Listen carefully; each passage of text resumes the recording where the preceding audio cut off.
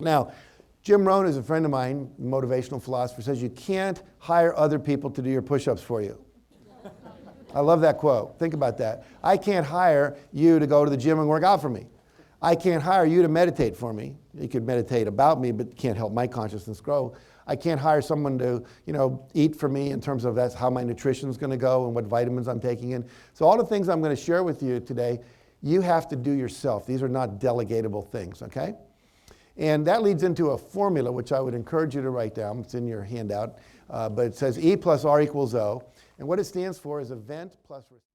In addition, if you cut out an hour of TV, you end up with 365 additional hours a year. That's the equivalent, by the way, of 9.5 work weeks. Wow.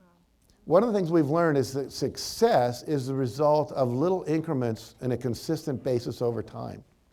So the same thing is when you add in a discipline like 10 minutes of exercise or 30 minutes of reading or whatever it might be, over time, that's what gets you more intelligent. If you do that with activity and exercise, it gets you more fit. If you do it in terms of nutrition.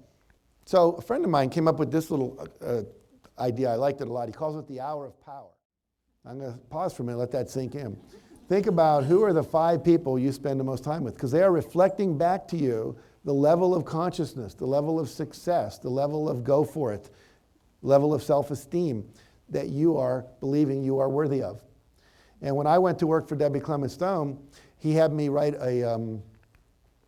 do a little thing where I had to write down all the names of the people that were in my life that I interacted with on any kind of regular basis. And one of the things he had me then do was put a plus sign next to everyone whose name was positive and a minus sign next to everyone who was negative. And when I did that, I then said, now what? And he said, don't hang out with anyone who has a minus sign next to their name. I said, Bill, his name was William Clement Stone, but he called himself W. Clement Stone, he wanted to be unique. I said, Bill, my mother's name has a minus sign next to it. He said, Christmas and Easter, that's it. But he said, literally, you become like the people you hang out with. If that weren't true, why would we tell children, I don't want you hanging out with those kids? Because they're a bad what? Influence. And you think it stops when you're 18? Everyone you interact with is influencing you. So you want to surround yourself with positive people. Positive, or, as opposed to negative.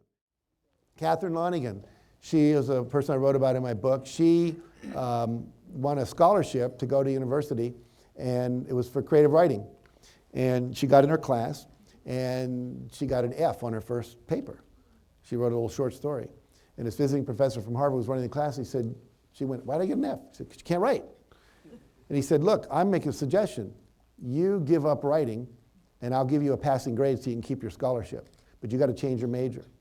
Now, she was a gifted student in high school. We took all the AP classes in writing, wrote a play that was published and all this stuff. But she didn't want to lose her scholarship. So she agreed never to write again. Now, 15 years later, she's down in Texas. They're making a movie in the town next door. She goes over, and she's hanging out with the writers. Everyone else was trying to get close to the movie stars.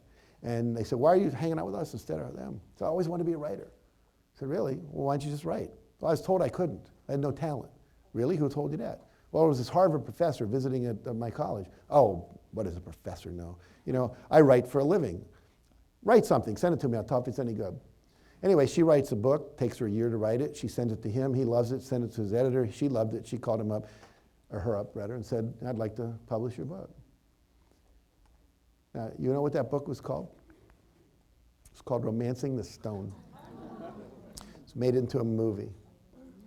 She wrote another book, it was called Jewel of the Nile, also made into the sequel of that movie.